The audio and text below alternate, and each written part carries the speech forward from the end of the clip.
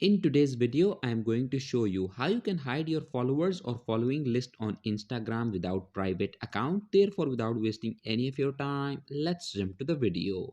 So if you want to hide your followers or following list from other users on Instagram, then what you have to do is to open Instagram application. Click on these three horizontal lines at the top right corner. Go to settings. Click on the search bar and in the search bar type contact syncing. Click on this contact syncing option and make sure that this option is disabled.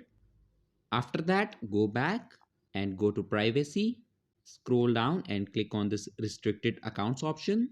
Now here you have to type the username of those users from whom you want to hide your followers or following list.